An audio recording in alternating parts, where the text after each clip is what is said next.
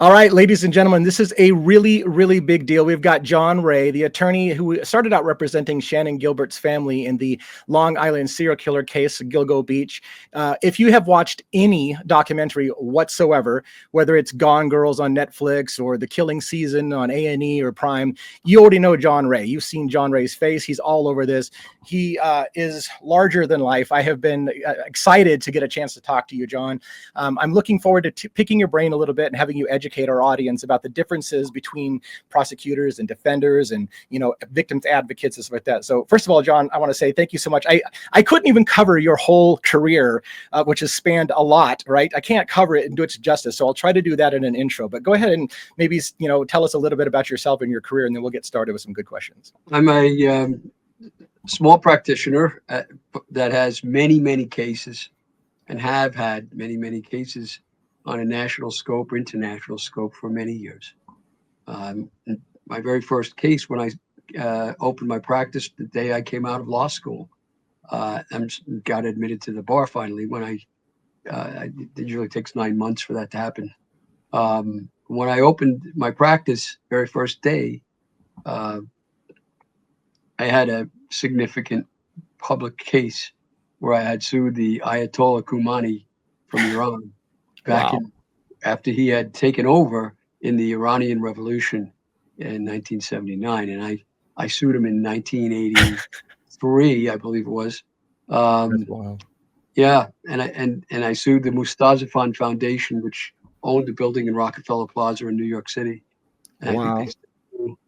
I sued them for discrimination against Jewish women who worked at the Mustazafan Foundation, and on behalf of one of the leading members of the government, the Iranian government, Noshivaran Hatami, who was discriminated against when they fired him from his very significant jobs he had there.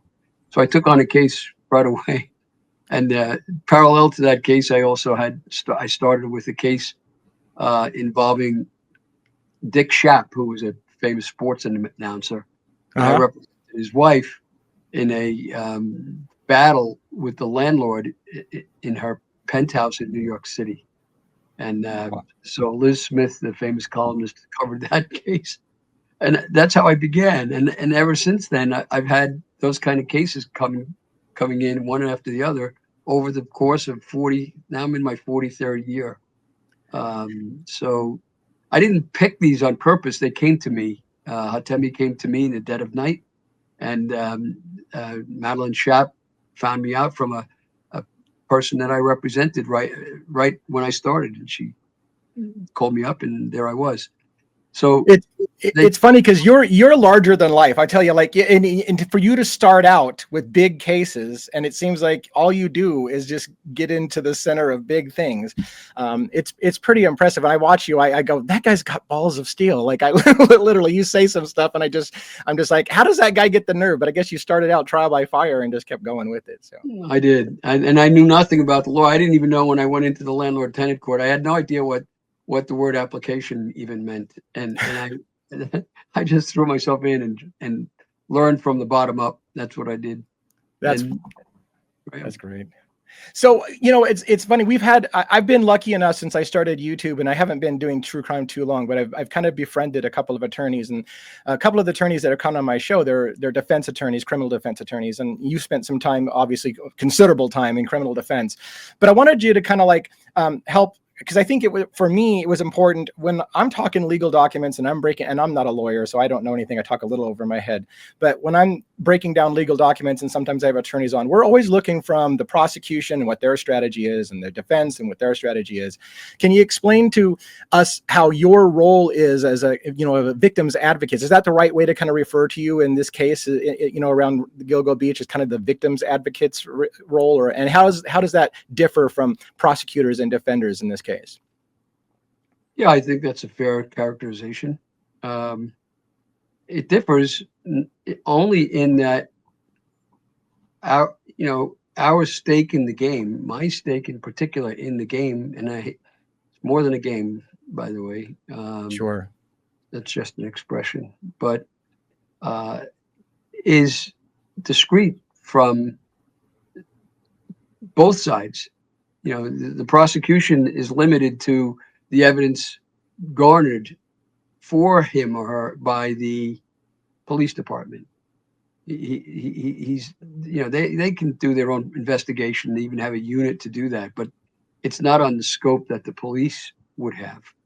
So they have their limits, and they have to. Their job is to simply prove a case beyond a reasonable doubt. So they have all kinds of legal restrictions and legal limitations that they operate under by definition. And Sure. likewise for the defense, their job is to basically win and get the guy off. And in doing that, they too have their, you know, there's limits. They're limited to the case. As soon as they go outside the scope, nobody wants to hear it. Whereas in my situation, I'm free in looking out for the victims that I'm representing and their families. I'm free pretty much to investigate, to bring a lawsuit if I wish, to do almost anything, and to accept all kinds of evidence that the police will often reject. So I have a broader scope. I have a value that's fairly unique in these cases, and that's the value I try to use. And my mind's all over the place because I got a million questions for you. One of which, for example, is, you know, you kind of talked about like the prosecution's job, right? Once they've decided who they're going after, their job is to make the best case they can for why that's the guy. Conversely, the defense's job is to focus in on now on the one guy that's at you know, being charged and prove that he didn't do it or reasonable doubt, whatever. And sometimes I've been a little overcritical in saying, look, prosecutors and defenders at the end of the day don't give a shit what really happened, pardon my French, because their job is to get a conviction if they're a prosecutor, or to get an acquittal or something if they're the defense. And it's not really a matter of what the truth was. It's a matter of make your best argument and go. So do you feel like that's unfair? I mean, do you feel at the end of the day that both sides are looking for justice, or do they become narrow focused and say, my job is to convict Rex Heuermann, my job is to get him off, and that's kind of where they get blinders? What would you say? I would say that it's nobody's job to seek justice. I think it's a great mistake that we make historically to say that we're seeking justice. The prosecutor is seeking to win. The defense is seeking to win. The court is seeking to find out from both of them what is the legal truth, which isn't necessarily the truth. And Right. Likewise for the so-called finders of fact, the jury. Do you ask a court reporter, who's an essential part of the case, don't take this down because that person's speaking falsely, or that person is a bad person, or again, right, because that person doesn't really seek justice? No, you don't. She plays her role, or he. And likewise for each of the people I mentioned. Justice, if on earth it comes at all, and it's very imperfect on earth, isn't it? If it comes at all, comes because of the interaction of all these people, not because one of them decides to carry the banner of justice. I'm afraid of people who carry the banner of justice. They can be dangerous. We've heard many stories in history, haven't we, of people who claim to be representing justice. Right. None of us are. We've designed this system so that justice emerges, hopefully on earth, earthly justice emerges, not because any one person owns it. That's my point. Gotcha. Yeah. I mean, I get that. And it just, you know, I get a lot of times, you know, you and I had a brief conversation before jumping on the call before about how sometimes, you know, like law enforcement, for example, can get narrow focused. And I just wonder sometimes with that narrow focus, you know, they start to like make mistakes because their job becomes so focused on getting the guy that they decided to go after. And so that was kind of where I was going with that. But I do ask, you know, as your role as a, you know, kind of like this peripheral role as a victim advocate, and you're saying you can do some things that the prosecution can't do and the defense can't do. Do they look at you as a nuisance or a help? Do you have any interaction, for example, with the prosecutor? If you're seeking tips on who might have killed Shannon or any of the victims, if you're seeking tips and something comes through and it has exculpatory evidence, for example, in the case, do they not want to hear from you? Do they view you as a nuisance, or do you interact with them and say, hey, I've got something that says there's no way he could have been the one that did this particular crime? Like, how do they feel about you on those sides? Well, most of the time, whenever I'm in such a role as that, the prosecutors are not open. They're fairly closed to suggestions, to evidence, and the like. Just experienced things that way. And the defense, there's a lot of ego, and so you sometimes, when you're in my seat, you're stepping on egos, and so they're not too happy to hear from me either. Although in the case of Rex Heuermann, Michael Brown, who's the attorney for Heuermann, he's a good friend of mine, and a former prosecutor. He tried his first jury trial against me many years ago, and we've stayed friends. So, if I interact with him at all, it would be on a professional level. I would find no impediment. But as a general rule, yeah, I'm not a welcome entry into the cause. That's for sure. And that's good to know, because I was always thinking, well, if you get some kind of tip, are they like, oh, what do you have for us, Ray? Or are they like, man, this guy's just a nuisance on the outside that makes our life more difficult than prosecuting this case, So I'm glad you it sounds like you're more on the nuisance side for them than they're looking for Ray to give them some good information, John Ray to give them some good information. Sorry. That's true. And yeah, and you're leaving out one body of people who are very important in a criminal case, and that is the police department, the law enforcement agencies, the FBI, and so on. And they're extremely defensive of their techniques and their work. And so if I come along and I'm critical of what's happened in the case, I become anathema to many of them, not all, but to many of them, and to the hierarchy especially. And well, I think that's what appealed about you, right? That's what appealed to me about you, is you are critical of law enforcement and you hold them to the fire. And I feel that's where I'm at. That's my wheelhouse as well. Like, I don't have a beef against law enforcement. Good cops are fantastic, but there are bad cops out there as well. And so I like to make sure that we question things. And I think you're a real questioner. Like, you're not afraid to ask the really difficult questions. And you've been critical about law enforcement's role in this and the things that happened. And I want to get into that a little bit more as we go, to ask about your feelings about law enforcement. One thing I wanted to ask before we kind of finish up a little bit of this part of it was your role, for example, representing the families isn't directly tied to Rex, right? Like, your role is to find answers to what happened to the victims, and whether that's Rex or not Rex at the end of the day isn't what the family wants. They want to know what actually happened, right? They don't have a stake in whether or not Rex goes down unless they are convinced that Rex is the killer. Well, I believe by now most people are convinced that Rex Heuermann is the killer. So it makes the question moot in a way. But on the other hand, that's just one case or one person. I mean, not to put too noble a point upon it, but really what I'm interested in, and my clients, to whatever degree they wish to be, we're interested in finding the truth. That's not the same thing as finding justice. Right. All right. The truth is just the truth, stands alone, stands by itself. And, what is truth? Well, that was a question asked by a pretty famous procurator, wasn't it, in a famous trial. I think he asked Jesus that question. Right. Yeah. And so what is truth is still the question, the ageless question in all endeavors, but especially in the issues of law and the enforcement of law. What is the truth? Now, what happens, I think what you're saying is it's maybe a broad philosophical discussion at this point, but for what it's worth, right? Yeah. What you're saying is that, or suggesting, is that the truth is a very broad subject, but it's the ultimate subject that should involve law enforcement as well as all the other participants in the process. The trouble is that very often the truth gets lost in some of the work performed by those who were involved in the case. And we run into situations where people in the police departments across this country,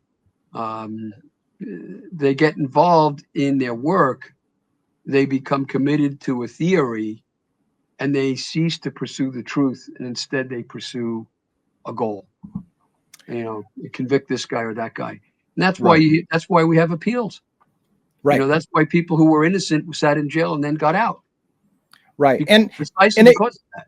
It's getting ahead of myself, but the reason why I bring it up is because I feel like there's a tendency to close cold cases, to put a bow on things, to make people feel better because they got the boogeyman, and it's not always the truth when they do that. Sometimes the truth is more complex than that. And so what bothers me at the end of the day, I've said this in many cases, is when somebody gets convicted, I want to make sure you got the right guy, because if you get the wrong guy for any one of the murders and somebody who did the murder walks free, then that bothers me on a fundamental level, that somebody's walking free because we didn't want the truth. We wanted a quick and easy answer. And so we just closed a cold case. We got it done. We moved on to the next thing. And I want to make sure that, for example, to put it loosely, in Rex Heuermann's case, I want to make sure all 10 of the ones they charge him with are all his, and that somebody isn't going to get off and get a pass and they're going to stop looking for them because they thought it was Rex's and it wasn't, or something to that effect. I just want to know the truth at the end of the day. Is it really his? Can we rest at the end of the day and say we got the right boogeyman, if that's the case, and we can all feel better, or did we cut some corners and get it wrong? It's the heart of every issue. It's at the heart of every issue. What is truth? Right. Right.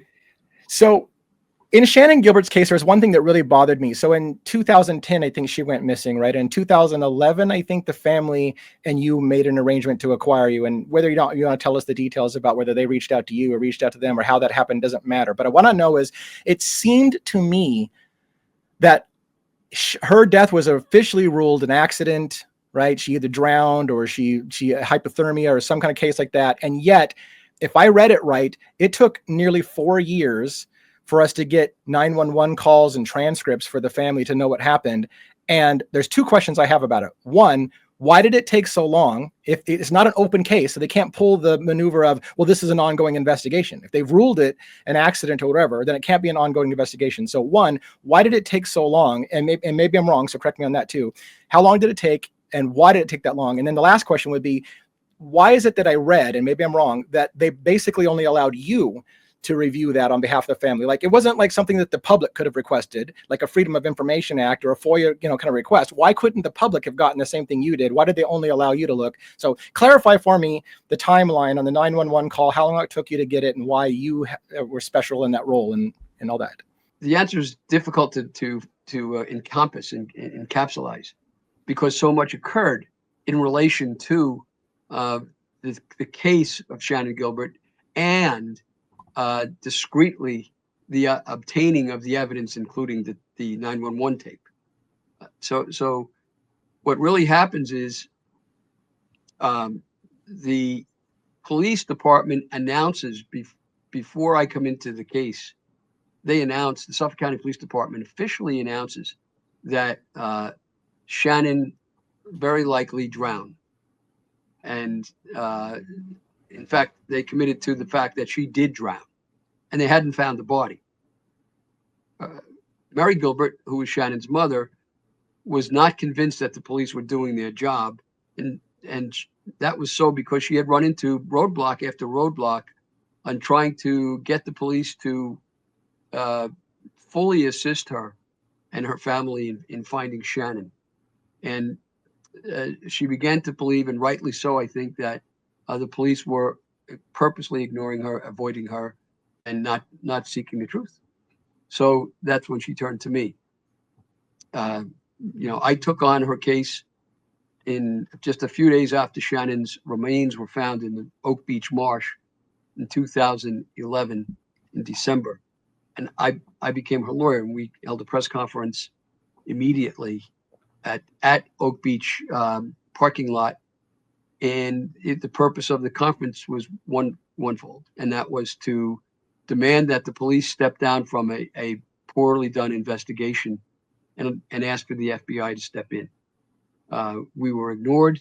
I wrote to the FBI. I wrote to the U.S. Attorney. We were ignored. The police department, put up a blue wall against anything that I had said. And I thought I fulfilled my role in doing that work, but not true. Several days after I did that, an amazing thing occurred. And this is why my answer to the 911 tape involves this point. I get a letter from an officer of the Detectives Association, the Police Detectives Union. And he writes to me in a 2-page single-spaced letter telling me all the things that I said incorrectly at the press conference. And he did something that I've never seen before done and never since. He revealed during this investigation what he said occurred on the 911 tape.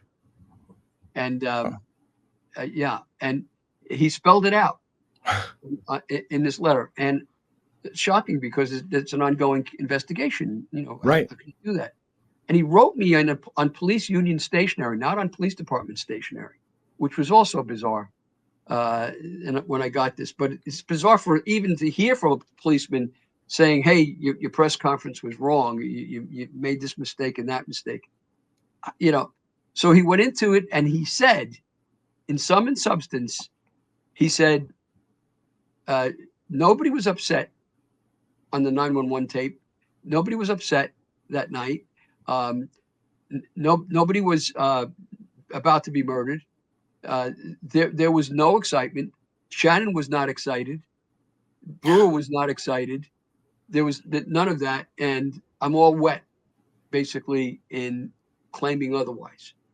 So he said, so why are we going into this? This is what happened. She got confused, got lost in the marsh and disappeared.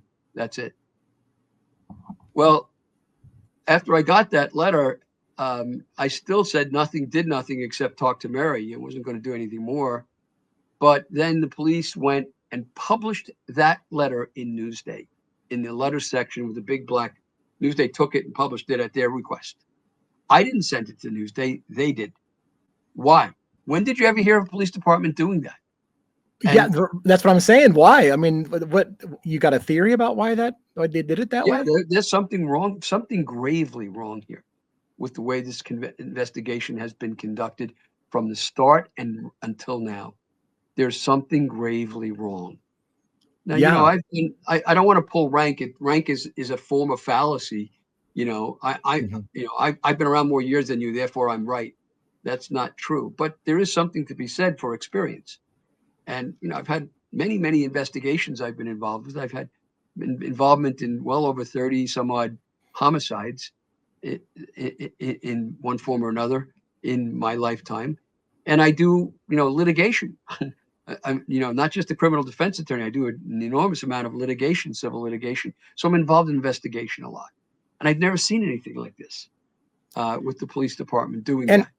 And Mary didn't believe that it was true, that there was no, that what they were telling was untrue. What made her believe it wasn't true? And what was the reaction when you finally got evidence and proof that she was saying someone's trying to kill her and all these things? Like, they're telling you, hey, there's nothing to see here. And yet Mary was convinced that there was. What convinced her of that?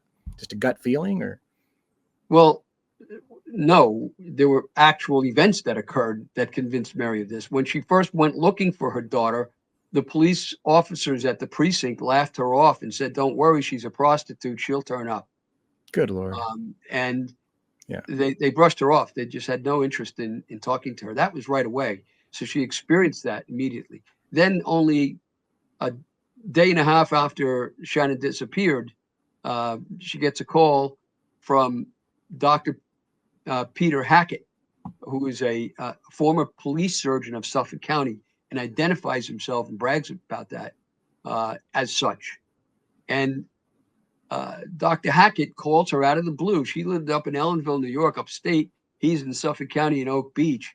And he tells her, "I'm Dr. Peter Hackett. I run a home for wayward girls. Your daughter applied to be in the home, and I'm seeking your permission. But she came here to my house. I medicated her, and she was with her driver and she left with her driver and promised to return to enter the home and has not, so I'm concerned. That's what he told her. And none of that was true. Right. He then called her a second time and told her virtually the same thing. And in that week, that bizarre event occurred. That man identified himself with the Suffolk County Police Department. So of course she was really concerned with that. And we know the story of Hackett. It's another story. It takes you down a big path of other events that of all falsehoods and so forth. Peter Hackett was barely investigated at all by the Suffolk County Police Department, even though he did those things. They brushed him off as a nut. In addition, she wasn't pushy. Contrary to the movie, she wasn't a really aggressive, pushy person.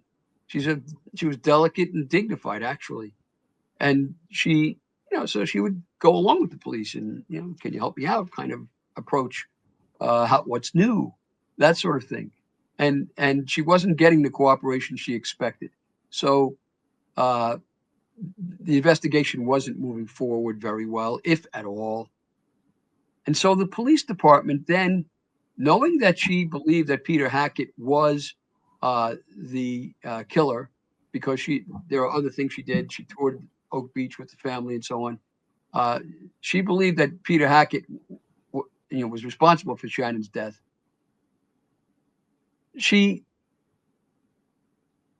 asked the police, to stay in close contact with her. Well, they finally did. When they called her and told her, "We found your daughter." That was the first victim who was found in Oak Beach. Right. And it was one of the Gilgo 4. Then it turned out it wasn't her daughter. Right. So they had to come all the way from Ellenville and go back home. Kind of frustrating. That happened over and over and over and over again. As they found body after body after body, they continued to tell her, "We think we found your daughter." And they didn't.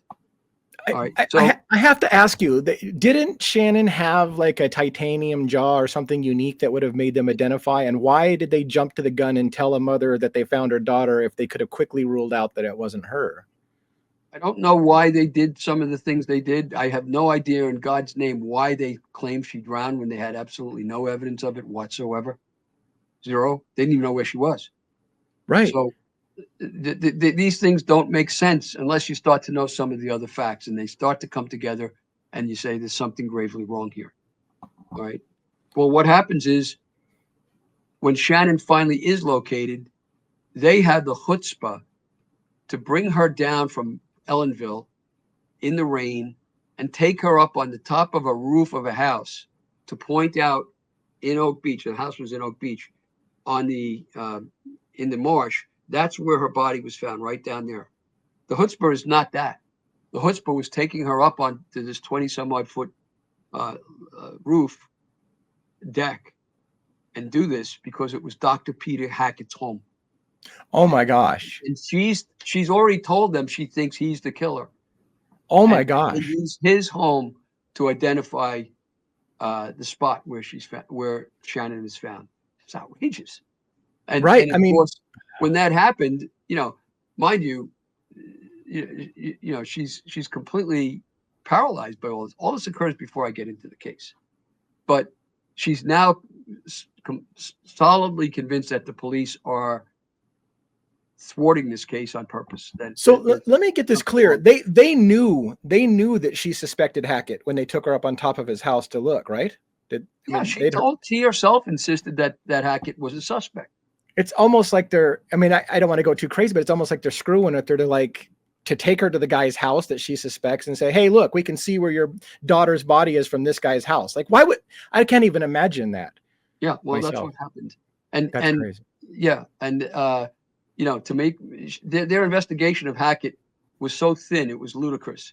They actually took him to Yaphank, to the police headquarters in a police car. And he immediately invoked his right to a lawyer, which is, if you're not guilty, you don't need a lawyer, for sure. And he lawyered up, as they call it, right away, and he refused to take a lie detector test that he claimed that he had a medical reason not to do it. And so they dropped it after that with Hackett. Nothing more was done with Hackett. So everything, therefore, then came to this. Now she comes and finds me because I had spoken for victims in the Medford murders, the pharmacy murders, the 5 people who were shot and killed in the Medford pharmacy. I was the lawyer for the victims there and spoke at the sentencing. So I was hooked up with Mary through a news reporter. And that's when I stepped in to represent her pro bono ever since. But once the police department published that letter in Newsday, and where it says, "Hey, John Ray, you're all wet,"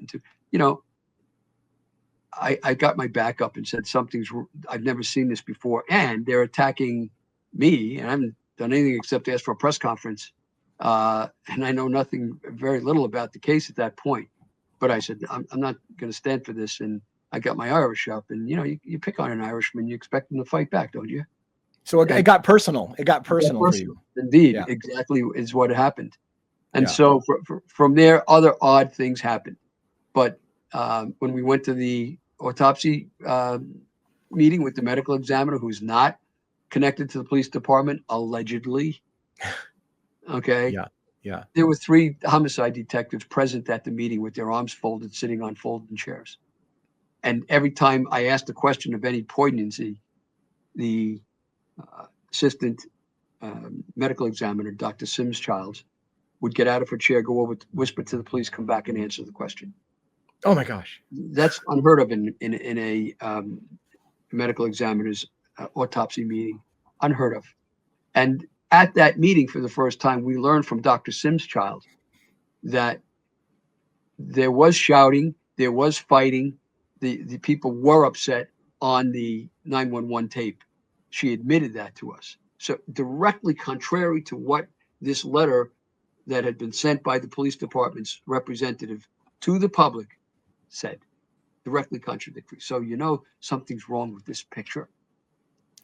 Well, again, though, I mean, did you answer the question though? Why, if they say it's an accident or a drowning, are they stonewalling giving you the 911 call? I mean, did that happen? Did they delay giving the call, and why? If it's an accident, it's not an ongoing investigation. Yeah, they did delay. What happened was, where I got the authority to ask for those 911 tapes, there are 2 of them, to ask for them once I brought a civil lawsuit during Hurricane Sandy against Peter Hackett on behalf of the estate of Shannan Gilbert and of her mother, Mary. So we commenced that lawsuit in the fall, and in fall was it 2013, I believe. So now I had the authority to gather evidence. And so I used it to say to the police department, may I please have the 911 tapes? We foiled them. They fought the foil, and successfully they stopped us from foiling. So I subpoenaed the records. And while the foil case was pending, I had to go through a lawsuit, a whole big lawsuit, full-blown lawsuit over the foil request. The appellate division that covers us, the second department, decided a case dealing with Suffolk County where the medical examiner and the police had refused to give up the same kind of information we were looking for in another case. And the appellate division said, if it's a civil case and it's under subpoena, you have to give up the record. So I went back to court immediately while that case came out, while we were waiting for the foil decision. And we then filed subpoenas, and they denied those, claiming that it was an open, active, ongoing criminal investigation, which it really wasn't at all. Yeah, I don't understand that. Claimed that it was, and they fought. And I had to fight through several judges ruling on this. And finally, we had a judge who agreed with me and said, yes, give up the tapes. And they appealed that. 2 appeals were filed, and I had to fight. So it took, these things take years to go through all these processes. And I fought that too, twice, and was successful. So they finally had to give up the tape. Interestingly, I had a detective, former homicide detective from Suffolk County, working with me to help me at that time. And he presented to the police department a version of some of the transcripts that I had taken of the testimony of Dr. Peter Hackett and his family and some neighbors. I'd done a lot of transcript work, a lot of depositions I'd taken. And we presented to the police this evidence in a binder that I had. So I was trying to get along with them, trying to cooperate with them. And the investigating detective on the case told my investigator, John Ray will get those tapes over my dead body. All right. And he also said he'd sell his house if he had to, if the tapes had to be given up, something to that effect, words to that effect. Wow.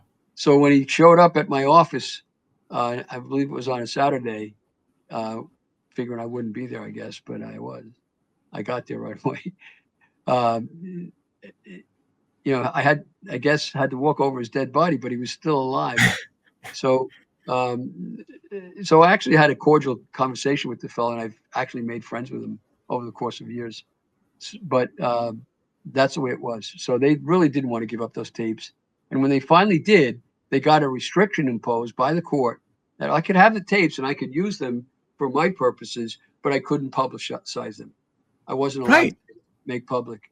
So, so that rule remained in effect. Although I could talk about things I knew circumstantially, I couldn't talk about exactly the evidence that I had and what it meant. I knew what was on those tapes. But it took until Rodney Harrison became the commissioner of the Suffolk County Police Department.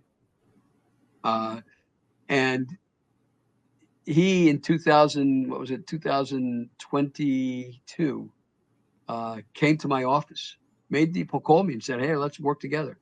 And came to my office, brought along the head of homicide and a coterie of detectives, and announced to me and to them, and they actually floored when he announced it. They reacted physically. He said, I'm going to make the tapes public, the 911 tapes public. So basically I had carte blanche to use them. Yeah. By the way, that same detective, going back to 2016, I was able to procure the services of Michael Bodden, who was world-renowned, probably the foremost medical examiner in the world. And he lives in Manhattan, and he once was the medical examiner in Suffolk County. And I got Michael to step in to do a new autopsy on the body that I finally acquired. And I'll tell you about that in a second. But Michael was a friend of mine through his brother. His brother Bobby and I played semi-professional football together many years before. So we had a connection, a personal connection, and he stepped in with me pro bono also. And Shannon's remains, her bones, were being held by the medical examiner, and they wouldn't give those up either. We had to fight to get those. I had to go through a lawsuit on that, and I got them and released finally. And we were able to convince a very nice funeral home in Nassau County that had a big morgue area to allow us to do the autopsy there.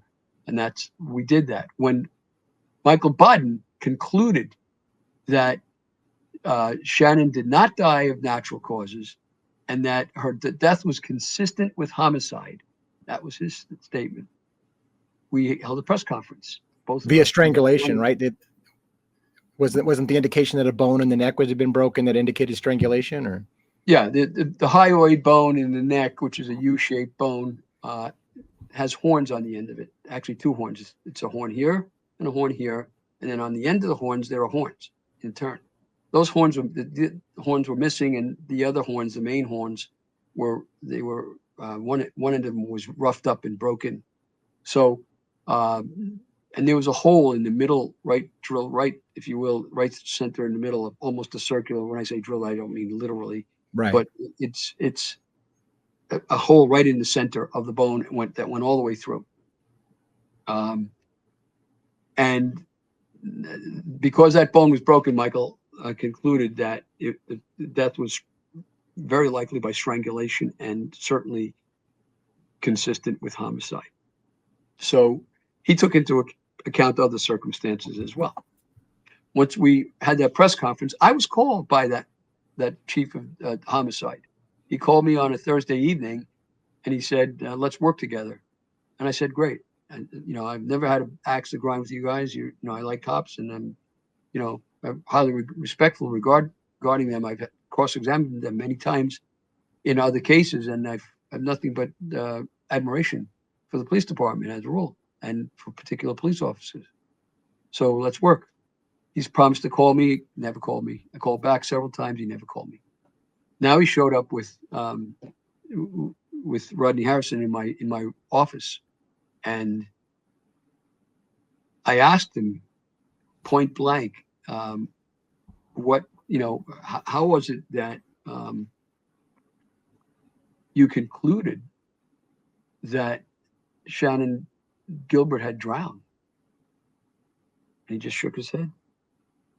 He shook his head, and he said, "I don't know." And it's stunning, isn't it? I mean, well, is it what you're? I mean, I don't know if you want to speculate, but is it direction from higher up that said you're going to rule this way, or pressure from higher up to say it's this, or I mean, what is the answer to why they so quickly call it a drowning when they really didn't have reason to say that? Like, I'm just trying to make sense of, like, it looks like they thwarted any investigation into something, tried to stop you from getting the tapes, fought at every step of the way. All of this maneuvering that suggests that someone's hiding something. So what other conclusion is there? Somebody's trying to hide something, and what are they trying to hide? It is not for me to say, because I don't know. Sure. I at this stage, I know a lot more than I used to, far more. And there are amazing facts that come out. But it doesn't bring me to a legal conclusion yet. Well, let me see if I can step outside the bounds and see if, I don't know if you're going to be comfortable with this, but it seemed to me that you brought forward a sex worker who claimed that way back in the day that she had been at a party with the former, chief of police Burke, and that it seemed to me that she indicated that Rex Heuermann might have been at that party as well. That this very large man approached her. Now, I can't remember if this was in the book that I read, Lost Girls from Kolker or whatever, but is there evidence to you, and is it getting too far ahead of us to say, is there some kind of connection with Heuermann and people in the police department? Did they party together? And can you speculate on that or talk about that at all? I can, sure. But you should first know that this business about drowning, that Shannan Gilbert drowned, announced to the police commissioner. Shannan was found face up with her head on a bush, and they never did a diatome test to determine whether she was drowned. They just abandoned that theory and then said she died of an unfortunate, tragic accident with no evidence of that whatsoever. Zero evidence. Zero. When did you ever hear of a homicide squad making a legal conclusion like that, which was contrary not only to Dr. Biden, but also to the medical examiner of Suffolk County, who said it was undetermined? They said it was an accident when they have no evidence of any accident and never professed any. Yet they were drowning as late as 2022, even though they had also abandoned that same theory. Something is gravely wrong here. That's the point. I'll keep repeating it for emphasis. Right. Well, and I'm with you, because what I'm thinking to myself is, again, when you've got a suspect who is involved with the police department, whatever, is it that he just didn't want people looking into that homicide because it was going to open up too many cans of worms of who she was partying with or who she would like? Was it just simply they just wanted people not to ask questions because it would start to open up avenues that they didn't want opened up? Well, we have the chief of police, corrupt chief of police, Burke, who had a predilection for sex workers and his relationships with them over the course of years. And he was putting the fox in charge of the hen house. He was in charge of investigating the deaths of sex workers. So you can imagine that he didn't want anybody else in the case but himself. And we even have the former police commissioner, the woman, whose name escapes me at the moment, but she announced that it was Burke who had pushed out all the other agencies, the FBI and so on, and told them to step down. And he pushed out the Nassau County Police Department as well. So he stood alone in charge of this investigation. from the start. Yeah. When he came in only a few days after I held my press conference, and in 2011, and he immediately seems to have shut down that investigation. I said seems to. We need more evidence that the police won't give us, but there has to exist evidence. I mean, even the police commissioner later on said that he suppressed the investigation. He did. Right, and don't forget, this is the same. Look, this is the same police department. There's a pretension that's going on in the public, in the media, the spoon-fed media, spoon-fed by the police department, by the institutions, by the police department themselves, law enforcement, perhaps the DA's office. There's this standard thing that, well, this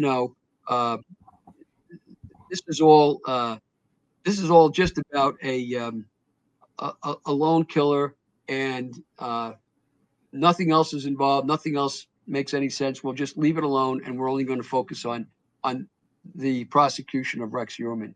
And that's just not really fair at all, because it's not really then a search for the truth.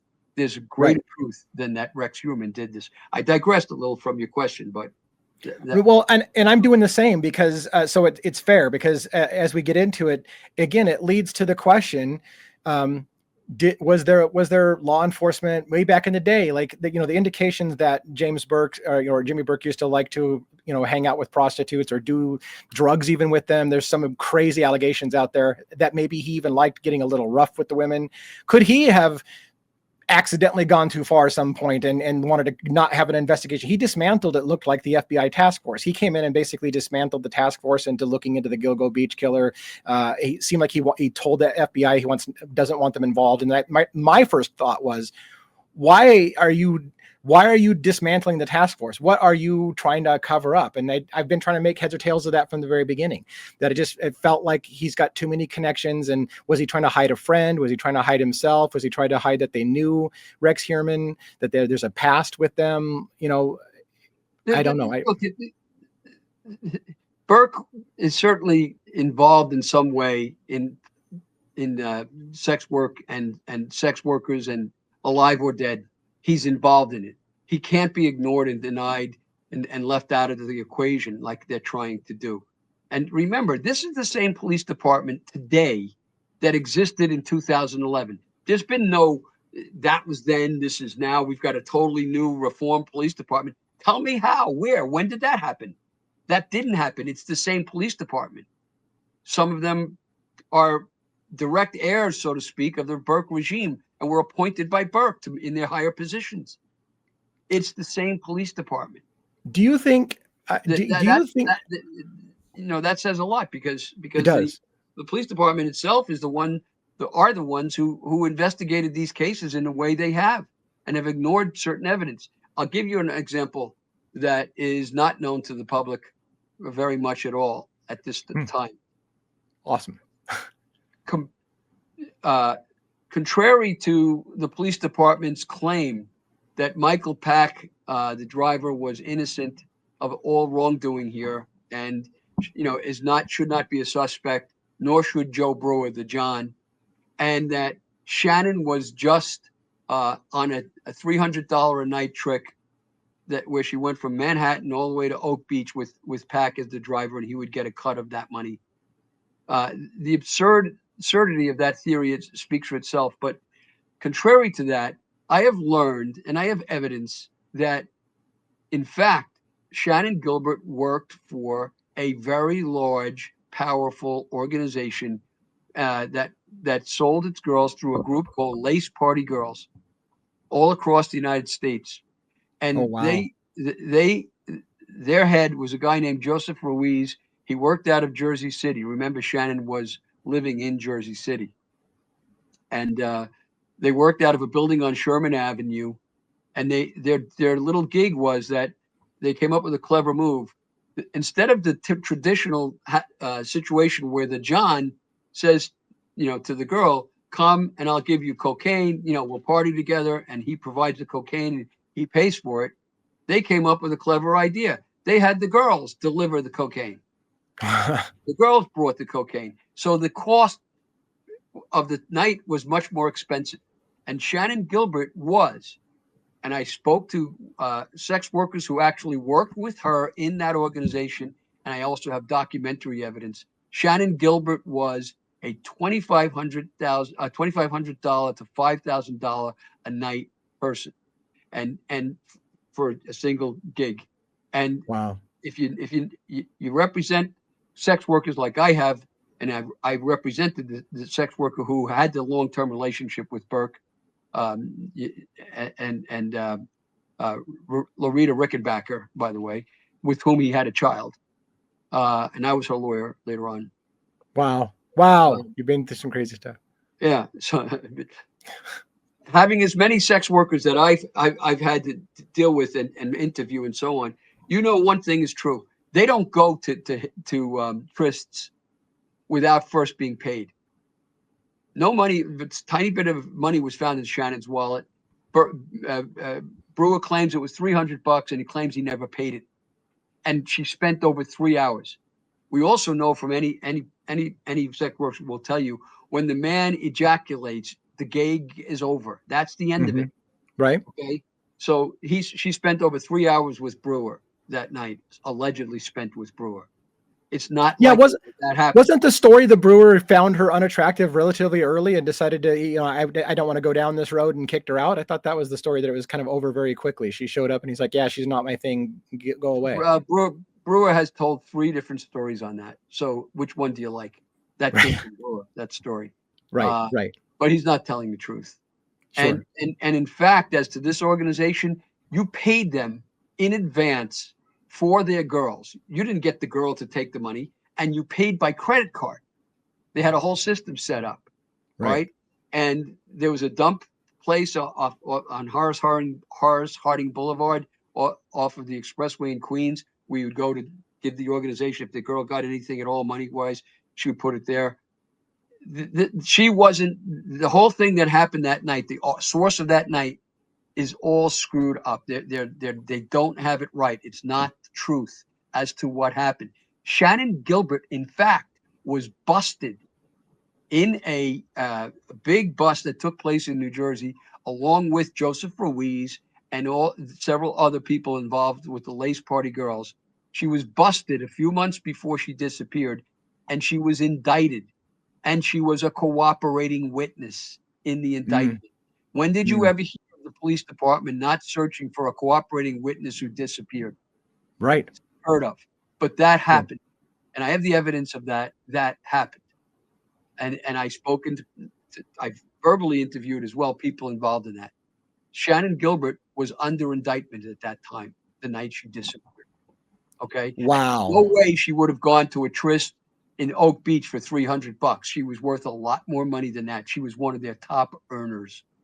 So you're right. And so what you're saying is, this isn't a cheap trick, and this is people with money. These people had some significant money, and were paying her a lot of money, and it changes the whole, because again, when you get money involved, then you get powerful people, you get people who are connected to it, because power, money knows money, and you start running in the same circles. And so you begin to have to ask who they all know. So, well, the story doesn't end there from what I told you. It turns out that Joe Ruiz's organization was renting space in this building in Sherman Avenue. The owner was a friend of Ruiz, and the owner himself was running a ring of child pornography, where he had over 30,000 images of children, running it national and internationally wide, out of the same building at the same time. And a multi-state task force busted this guy, and they busted him. I'm not sure exactly of the date, but they busted him in that building in Sherman Avenue that Shannon was working out of. When they busted the guy, they were led by, it's a multi-state task force. They were led by the Suffolk County Police Department, and the leader of that bust was Dominic Verone, the man who said she drowned. So something's gravely wrong with this whole story. There's something gravely wrong with what happened to Shannon that night. And there's substantial evidence now that there were more than Pack and Brewer who were present and in or around Shannan Gilbert that night. And when you understand that Shannan Gilbert's alleged confused state of mind doesn't exist at all, Yeah. when you understand that that there's an equal likelihood that she didn't spend her night in Joe Brewer's home, that she arrived in Oak Beach, went wherever she went, and found her way to her safe house, which was Brewer's house, when she was in trouble. That's why you hear her whispering when she first calls, almost whispering in a low voice when she first calls the 911 operator. And if you listen to her statements with that perspective in mind, that she came back into that house that night before, when she then immediately made the call, everything else she says starts to make a lot more sense. Even when she says to Pac, "Are you in on this? Are you part of Yeah. it? All right. They are trying to kill me." She said it several times, not he, they. Right. Why Right. would she say they if there's only a he? All right. And the whole story of the police department is completely absurd. It's factually absurd that she then wandered off into the marsh. We'll be here another Yeah. 2 hours for Right. me to explain that. But their whole story is absolutely silly. And it's the same police department that's investigating Rex Heuermann. Now, I have So, verbal evidence that Rex Heuermann, I have witnesses who've said that Rex Heuermann did party in Oak Beach, and that Rex Heuermann was at a party with policemen in Oak Beach. But you don't know whether that's reliable testimony or not. I have no idea. is this from decades before or more around the time of Shannon's disappearance? Before. Yeah. But still, I mean, it could be evidence of a pattern of behavior. I don't know if it's valid evidence, but it's Right, evidence. you don't. As Yeah. opposed to no evidence. And Right. I'm steadily gathering evidence. As Rodney Harrison, the commissioner, rightly said, he said, we're partners. He said that in a press conference that he insisted we hold at my office. So he said that, and he also said to the public, if you are afraid of talking to the police department, if you have, and there's plenty of people who are, if you don't trust them, if you don't, for some reason or other want to speak to them, you can call John Ray. So didn't it occur to the police since that took place, that press conference now, almost 2 years ago, didn't it occur to the police department that maybe John Ray has some more information? They haven't called me once for information, not once. In your mind, do you feel it's plausible Rex Heuermann is involved in a group of people, and that's what the reason why they've been kind of shitty with the investigation and making missteps and cover stuff up is because they don't want it coming out that they've partied with him, that he knows cops? Is that a part that your mind entertains, is that he's in a group of people that's involved in this?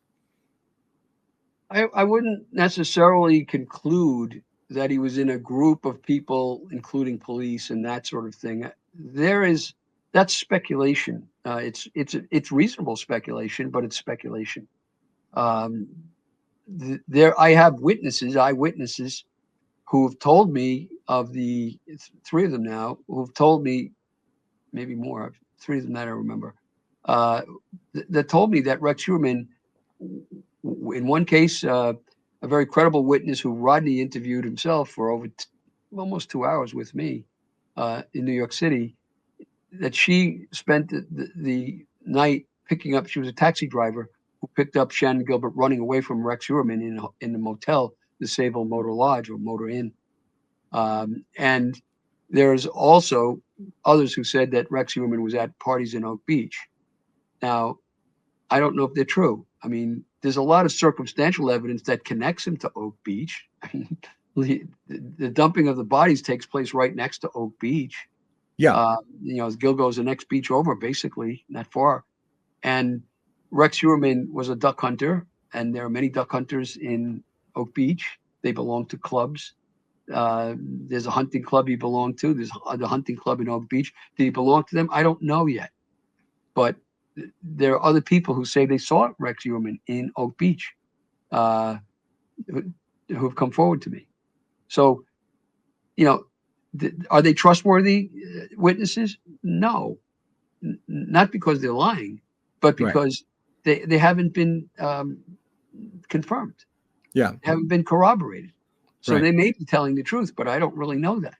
But somebody ought to be looking at that. And I would argue law enforcement's not going to look into those things. I mean, so at the end of the day, how are you going to find out if there's any truth? Because I don't put trust in law enforcement to go down that rabbit hole, especially if a hunter has cops that hunt on the same grounds and that they could have bumped elbows with each other. Like I don't know how motivated they would be to go down that rabbit hole. And also, well, they did a good job, using when Rodney came in. They did a good job in using the FBI's services and getting the DNA that led to Human. We all know by now, it's a worn story that the police department could have solved this problem of Rex Human being the suspect for years, up until they finally did catch him, because they had all that information at their fingertips for years. They knew that the description of the man, they knew he would have lived in a place in or about Massapequa Park, based on the pings on the towers. I knew that. My office knew that it had to be somebody in that area. We knew it for years. But they're the ones that had the statement of the guy who saw Rex and described him and saw his Avalanche, an unusual vehicle. They could have easily gone at any point in the years that they were investigating and knocked on doors of Avalanche owners in the area. yeah, They didn't do that. All right. So the question is, what? These are homicide. These are people who are not just homicide, but they're homicide detectives in one of the most advanced police departments in the country, with the highest paid, certainly, or one of the highest paid in the country. You don't think that they would have thought to do that, Right. when they knew that evidence was there? And parenthetically, Rex was no genius. He was reckless. He let everybody see who he was. When he went to Costello's boyfriend's house, and twice he went there, and he was driving his Avalanche. Right. Does that sound like a guy who's very clever and careful? He Right. dumps these bodies where they can be found very easily. Yeah. I mean, he was lucky. Miraculously, nobody discovered these bodies beforehand. Well, I mean, there's so much, and we're not going to solve this case right now, right? So I do want to hit on a couple things before we close, because I don't want to take too much of your time. Let's talk for a moment about Christopher Loeb, the reason why Burke goes to prison for a while for, roughing up a person who broke into his car and got stuff. Later on, it sounds like Chris Loeb said something to the effect, and maybe he's a con man or whatever, that there was a snuff tape in the car. Is that complete bunk? Is that just a con man talking to get more 15 minutes of fame? Because there was allegations in some documentary I saw that some of the cops had seen snuff films and they laughed about it. It wasn't a big deal. There was this attitude of they're just prostitutes. Who cares? Is there anything to that, or you think that was just kind of a wrong rabbit hole and the guy was just trying to get some notoriety talking about that? It's quite a mixed bag of motives that are involved in that story. When he first told the story of the bag, the duffel bag, he only indicated that there were films in there. I don't even know if he even indicated there were films. He then later on indicated that there was porn films. He then later on indicated that they were worse than porn films, and that then eventually he came out and said they were child porn films. I've met with Christopher Loeb many, many times. He's been to my office many times. He's asked me to represent him. He's asked me to help him. I have helped the guy over the course of years with his personal life and so on. And he's an unholy mess. So his word is just not trustworthy. So there needs to be correct. There are cops who say that he made up that whole story. There are cops who say, no, he didn't. I don't know the truth in that story. No, it's come to the point where it's not quite likely to matter anymore, what the truth is about each element of that story. But I mean, because Burke has proved himself to be a pervert. He gets caught up on Bald Hill in Farmingdale just a year ago, Right. soliciting, giving oral sex to a man who turned out to be an undercover officer in a place, by the way, which is notorious for that sort of thing, up in the Vietnam Park on Bald Hill. I've had several clients that got busted up there. So certainly Burke would have known he was taking a high risk when he did that. So something's really wrong with the guy. Something. I mean, I had an investigator I spoke to who was my investigator, but by coincidence investigated Burke back in the day. when she chased him for several miles while he was dressed up as a woman. And Loretta Rickenbacker told me that he was a cross-dresser, and that she didn't think he was capable of doing the killing, but that's another story. But you have all those things. But one other thing, if you don't mind me just interjecting something. Yeah. This is the same police department that investigates and gives the DA the work the information that he's working with. And the DA says on the first bail application on Uhrman in writing that Uhrman is acting alone, and that he is sure that the wife and children were not involved in any of this because of two things. One, she was in Washington, D.C. or Atlantic City, rather, sorry. She was at Atlantic City at a hotel when Maureen Brainerd Barnes disappeared. And so she was not in the area, and she was in Iceland in another instance when he did a killing, and so on. So she couldn't have been there when this happened. So therefore they concluded that wife and children didn't know about any of this. And he was doing all this cleverly on his own in a 1,343 square foot house where he was murdering these girls downstairs, some of them anyway. And they expect us to believe that. And they said, well, look, Tierney says in his application, I have this proof, that this hotel bill that shows that she checked in on, the girl disappears July 9th. She checks in on July 6th. So she wasn't there. She was down in Atlantic City. But I called the hotel manager and spoke to her. And she pulled up the computer and still had the information of the check-in log there. And it turned out that, and I had 3 eyewitnesses to this as I spoke to the woman, and I had to review this several times with me, that the wife and children did not check in until July 14th, I believe it was. Oh, wow. And so they weren't telling the truth. Tierney hung his hat on the information given to him by the Suffolk County Police Department that bill was accurate, was an accurate bill, when the hotel manager herself said, I've never heard of a bill that has a word arrival typed in on it before. And his other source of knowledge was Åsa Ellerup herself, the wife. He believed her. Those were his 2 sources of knowledge. Now you look at the behavior of that family subsequent to all of this, and you tell me that they're not involved. It's absurd to make that conclusion. And when Peacock did their story, that's not a documentary, by the way. Those people were highly paid to do what they did and perform as they did. That is inherently not a documentary. Yeah, right? Didn't also get like $1 million allegedly for 1.2 allegedly right for that, and the lawyers got money as well, and the daughter got money, according to the story put out by Peacock. So take it for what it's worth, but look at that film again and look at the things that are in that family's wrecked up house that they still have on the wall. They've got this girl, Åsa Ellerup, daughter, has on the wall, and also, well, a huge wall hanging of the devil, of Baphomet. Baphomet, yeah. The devil. Yeah. They have demonic statues around the house in the picture, and the daughter's looking at all these sick videos and rather pictures that I was able to find in her internet, even though she and her mother whitewashed their internet as much as they could. And they're looking at pictures that are identical to what occurred to these girls who were actually killed. And everybody says they're fine. Take a look at that there's nothing else going on. Of course, there's more going on.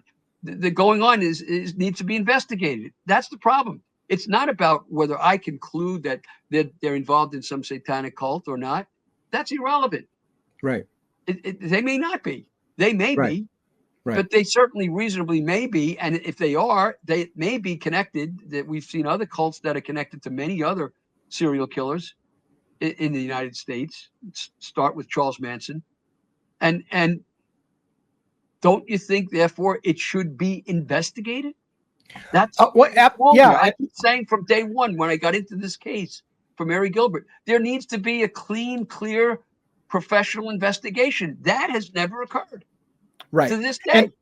And I think, I remember watching, I broke down on one of my videos, your, presentation of Victoria's artwork and some of the questions you were asking, like what kind of mind puts this kind of stuff out there and comments the way that she does on it, so I broke that down, and I know the media kind of like moved away from you a little bit like that. Like, what the hell's John Ray doing? This is like, we need to get away from this guy. But why are everybody so afraid to ask questions? Because again, you're not saying they are involved. You're more asking, what does this tell you? What, like you're asking the question. Why shouldn't we ask the questions and just investigate it? Right. It's just a question. Why are we ignoring these things?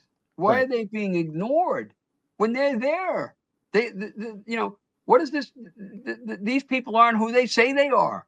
Look at the callous mistreatment of this whole situation by the family now after they've been paid. Yeah. I won't go into it all. It's another whole story, but why do you think they're so callous? Could it be because they're in it, that they have an involvement in it? There's more evidence that they're involved than that Rex Heuermann's involved, in the sense that their hairs are found on the bodies.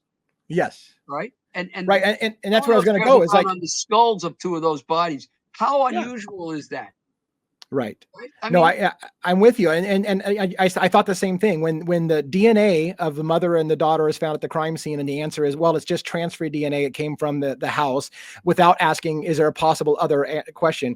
I think, to play devil's advocates, right? It was like, well, Victoria had to have been one when some of those bodies were killed. So she wasn't killing at one, right? So then she might not be killing at all. Nobody's saying she's killing anybody, but she's involved in some way in those bodies. Right. Look at some of these things, that the pictures that she was they were looking at, and look at what Rex Heuermann said to Melissa Barthelomy's sister when he called her on the tape, and I was involved somewhat in that issue. What does he say? I'm sitting here watching your daughter rot. Right. Well, that was literally true, perhaps. And if it was, are they involved in some kind of bizarre behavioral thing where they go and visit the dead bodies, where they move the dead bodies, and so on? Are these not questions that need to be solved and asked, not just brushed off and say, "Whoop, nope, Rex acted alone"? There's a lot of evidence that he did not act alone. Take John, what's his name, the killer of the other, Bitroff. Yeah, Bitroff. Yeah. Mm-hmm. Right. So this is the same police department that publicly said he is likely the killer of the girl that was found the most recently. Name goes again. Sorry. Yeah, Castilla. He is likely the killer of Castilla. We just have to find enough evidence to get him. They hovered around and made it clear that that was their position for years, because of the wood chips that are found around her, and the position of her body, and the way her legs were staged in the killing. Okay. And they said if Bitroff did the same with the others, it's got to be Bitroff, because the girl is found in the same area and so on. Until they do the DNA test on the one hair they find, and it turns out to be Heuermann's first wife's hair. Yeah. Okay. So now they indict Heuermann. So all the while, the same police department is saying this guy did it. And they said, "Oh, no, I'm just kidding. It was this. It's Bitroff who did it. Heuermann who did it all along." And does it occur to them that Bitroff and Heuermann might have had a relationship? Did they ever check that to see? The wood chip thing, for example, I interviewed the man who rented the wood chipping machine to Heuermann to be used in his front yard, because Heuermann was a wood craftsman that made in his garage. He had where he would work on making cabinets and things like that. And this guy sold him or rented to him a wood chipper. And Rex got enraged because it didn't work and made the guy come back. And I interviewed this guy. I talked to him at length. Right. So both he and Bitroff were involved in with wood chips and using them perhaps around the bodies. Could it be that they actually interacted with each other? Are there other ways that one might look at that? They're both hunters. They're both possibly belong to hunting clubs out in the same area, where Heuermann dumped Jessica Taylor and Valerie Mack. There are other. I'm the layman on this. I haven't gone into this in depth, but certainly that's a question. Instead of, oops, nope, everybody's acting alone. Were they acting alone? Well, and it's funny because you're bringing me to where I was going to close for the day, and I've been keeping it kind of long. And I think you and I, when we talked about this early on, you said, you know, Lee, we could talk about this for 8 hours and we're not going to be scratching the surface of the thing. And I can see that now. Like we're just touching on some surface things, and all of these things could go much deeper. And so maybe if you're willing, sometime I can get you back to talk some more. But I want to kind of wrap up on something you just touched on, which is the internet community, the YouTubers, the web sleuths, the people that are going out there and doing that kind of investigative work. Are they able, you think, to help break those questions that law enforcement's not going to ask? Was there a connection between Heuermann and a hunting club, and are there cops involved and whatever? Because those are questions I don't think law enforcement's going to ask ever, and it's not questions the prosecutor is going to ask now that they've got their guy and they're going after Heuermann. So, is there a benefit? Do you feel, or how do you feel about? In general, like is the YouTube community kind of mostly just getting in the way and harassing families and victims, and they should just mind their own business and let the officials do their job, or the officials dropping the ball and there's a benefit for, you know, the armchair investigator? There's a benefit for the armchair investigator. Many of these people have very sophisticated minds. They spend endless hours studying the evidence. They're not necessarily well trained in what they do, and then again, some of them are. They're sources of information, and they're sources of logical deduction. They should not be ignored, and sometimes they're even sources of actual evidence. They should not be ignored. The problem that we have is because it's the public. Well, it has the public with all of the public's characteristics. When you talk about armchair investigators, there are those who misuse the platforms and the research that they're doing to they disparage witnesses, they hurt people. There's a group, with a small group of them, and very small actually, but still, who attack me relentlessly, ruthlessly, viciously, make all kinds of accusations against me, my family, and everybody else they can think of. And you're going to have those kind of nut jobs out there. You have others who are faking it, pretending that they're involved deeply with the families and they're fakers. They're frauds. You're going to have frauds. You're going to have these kind of people. And you're right. Armchair, they're not walking the beat. They're not taking the testimony like I have. They haven't gone into the marsh like I have. They haven't done. I've been all over several states in this case. I've done a lot of work on it. I've been up to Buffalo. I've sent my investigators up there and so on because of the connections of the people up there with the case here. They don't do that, but still, when you give somebody the puzzle and they can put it together, maybe that's valuable. So I'm not against the internet at all. I really think it's worth it, even with all of its, problems like that, all of its improprieties. So, in your mind, if somebody's watching our replay, or when this airs and somebody's watching it and you say a name or something, they're like, oh my God, that reminds me, I had an interaction with him. Do you encourage people to reach out to you with those kind of tips? Do you feel it's a waste of your time? What kind of thing would you want the public to reach out with you if they've got some kind of information that you just reminded them of or whatever? How's that work? Well, it's always been, since I started my career, I think I told you, with high profile cases, it's always been true that the real value of having press conferences and being on the internet and having podcasts and like this show, the real value is that it generates evidence. It generates witnesses who come forward and actually can help move forward the case. And I've had that happen in case after case after case.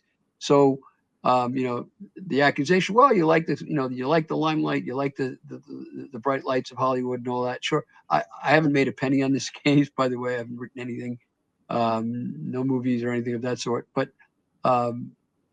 one thing I did notice is I've generated an enormous amount of evidence in the case, and it will still continue to do that. When I had that famous Kaplan case years ago with the surrogate father, we had people come from Florida to Maine who came forward as witnesses that helped us in that case. And so the same thing accrues here. And many of these people are people who they just don't like to talk to the police for a lot of good reasons. And you know, who does? If we did, we'd all live in a police state. We'd be happily living in a police state, but we're not. We don't. And it's like people say, well, you know, all these people are the police persecute. There's so many innocent people out there. That's not really true. Most people charged are guilty, not necessarily what they're charged with. They're guilty of something, and otherwise this would be a police state, and it's not. We're in a free country. Yeah. I think at the end of the day, what's going to happen is there's a difference between what's going to be proven in a court of law and what the official answer is going to be, and what, you know, as far as at the end of the day, whether Rex did it or not, and what the public believes happened. Because I think, again, internet sleuths are going to ask questions that the law enforcement never asked. They're going to go down holes and rabbit holes that the police department never did. And there's going to be the difference between the official narrative and the story that we put the bow on it at the end of the day, and the one that everybody thinks really happened, or various people will always have different theories, I think, at the end of the day. And I think this case is going to be enormous next year when it starts, you know, really kicking off. I wanted to ask you one last thing before we finish for today. I heard there's a Fry hearing coming up. What's that? I rambled. No, there's a Fry hearing, I think, coming up in Heuermann's case. Are you going to be at that Fry hearing, and do you have any expectations of what happens on that? I will not be at the Fry hearing. It's not something I'm involved in, and so, you know, I leave that to others. The expectations are interesting. You know, on the one hand, you have Tim Macy, who's he was a well-respected district attorney for many years, and then assistant district attorney, and he's kind of you might say, a traditionalist judge. So what does tradition mean? Well, that's an interesting question in its own right. But you know, is he inclined to therefore side with the establishment? You know, interesting question. He's an establishment figure. He's always worked in the establishment most of his life. He was a town councilman in Brookhaven, and so would that incline him, by just dint of his personality, to agree with the district attorney? That's one issue. But on the other hand, he's also, you know, he's his own man. He has his own ability to make a judgment, and you know, we have to have humans make these decisions with all their biases and preconditions and so on. And he's as good a human as anyone. I know he's a good guy. And on the other hand, Michael Brown's made a pretty good case, I think, that for the fact that using the new system that they're using for DNA, the new method, testing hairs that don't have roots, and using this method to do so, is an unscientific approach, and there's some real serious weaknesses in it. So then he has, you know, does he have to be objective and say, toss all this hair out and forget it, prove your case some other way? I mean, the DA still has an extremely strong case against Heuermann without the hair. Sure. So, yeah, you know, I'm not a prophet. I can't say what Tim Macy's going to do. But so in other words, we're not going to see John Ray go to a press conference after the Fry hearing and give his opinion on what the results were. No, because it doesn't fall within my ken to do that. It's just not right. That's for them, you know. Yeah. I'm not one of these commentators on Reddit that just gives an ongoing narrative about everything. That's not my role. Right. You know, you want to call me because you have new evidence. I've gotten calls from all over the country, and I interview everybody. I don't disregard or disrespect anybody. We get calls from people who are clearly not right. They're not all there for one reason or another. I listen to them. I respect them. They're humans. They're the same children of God as you are and as I am, and they deserve that, and I'll give it to them. But I'll also give it to those who have something poignant, something important to say. And it won't go buried in my boxes of some 20-odd boxes of evidence here. We'll use it if we can. Awesome, John. I so much appreciate you taking the time with me today. When I come out to New York, I'm planning sometime mid-October. It'd be nice if I can meet you, but if you got a busy schedule, I'll just see if I can work it in to come by and say hi and shake your hand in person. I would love to meet you. Hopefully in the future, you'll consider coming on my show again when we have some better, more refined questions. But if not, that's fine too. I appreciate everything you've done for hanging out with me today and answering a lot of questions. We could have been talking for ever and not answered anything. I started to go down those paths, and I knew just stop, you know, because it will never go. It'll never end. I mean, yeah. So again, thanks so much. And if you could just hang out just for a little bit after we end the call here so that the file can upload so I can get all the editing done, that'd be great. So I'm just going to hit end recording and we'll just kind of hang out for a few minutes here.